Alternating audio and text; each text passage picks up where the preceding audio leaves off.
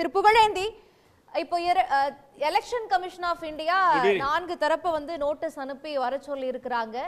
இந்த சூழல் எப்படி பார்க்கப்படணும்? இரட்டை இலை சின்னம் வந்து திரு இபிஎஸ் அவர்களிடமிருந்து போவதற்கான வாய்ப்புகள் இருக்குமா? Good evening to Sun news.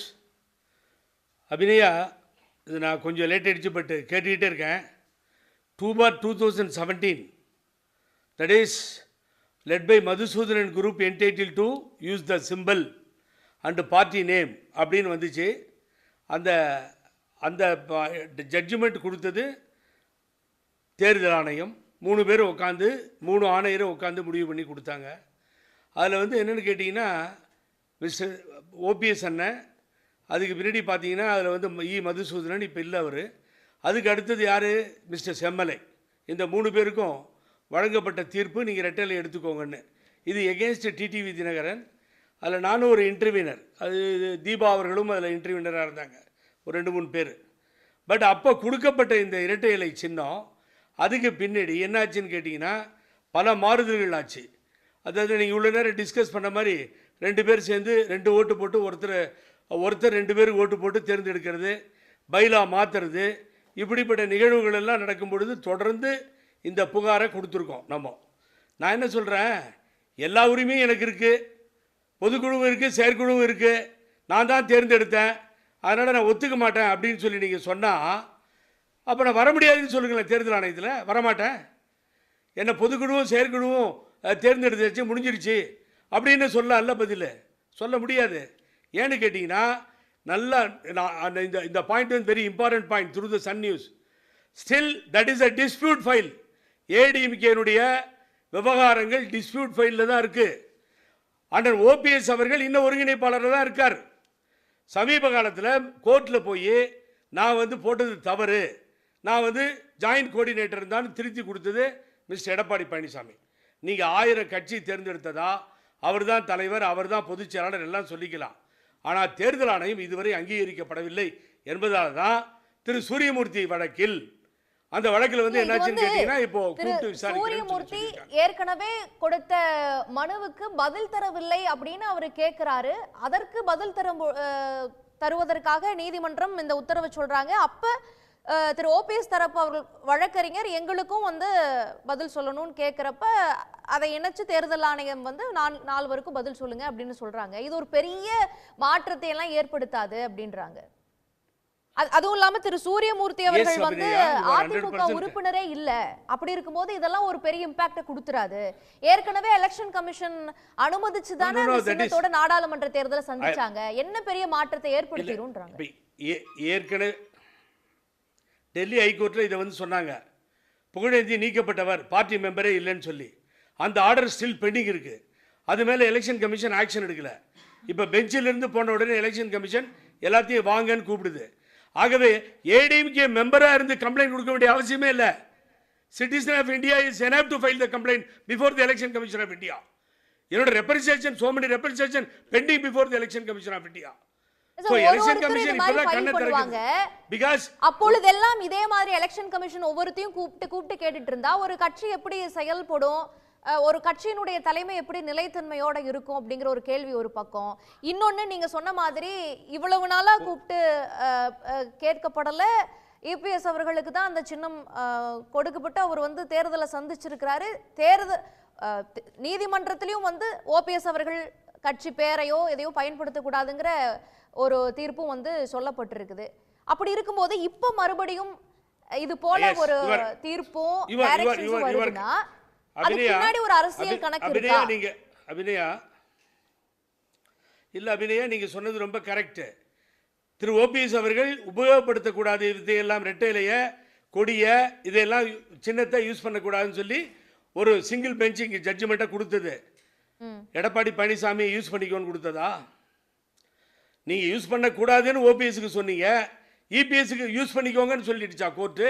நான் தெரியாம கேட்கிறேன். சோ இது எல்லாமே எலெக்ஷன் கமிஷன் முன்னாடி வந்து தான பயன்படுத்தக்கூடாதுன்னு சொல்லி இருக்கு.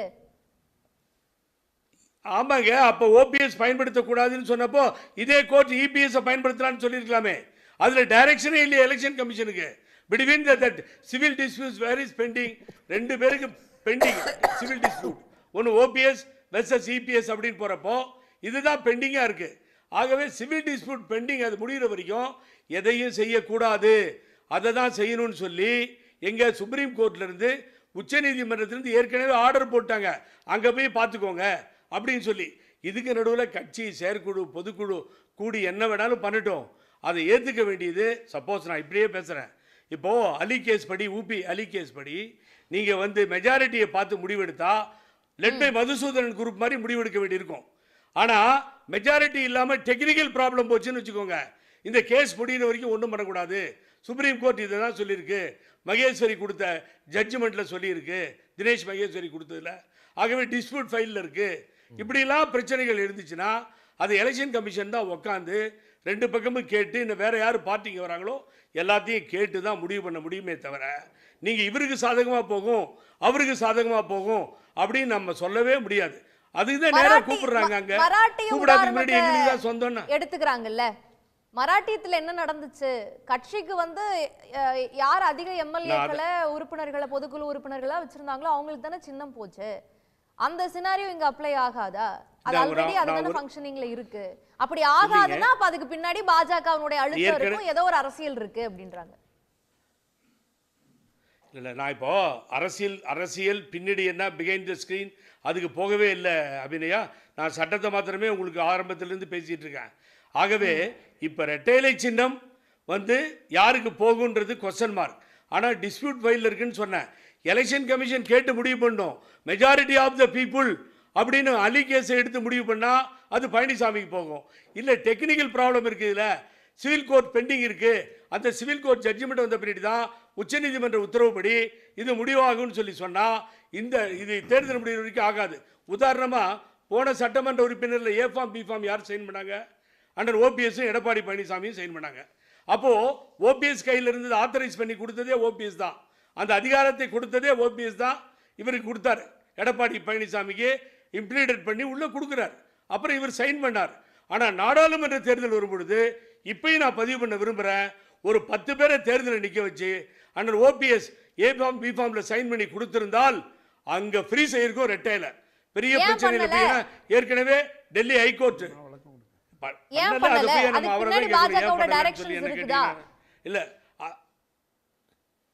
இல்ல பாஜக டைரக்ஷன் இதுல எங்க இருந்து வந்துச்சு உங்களுக்கு?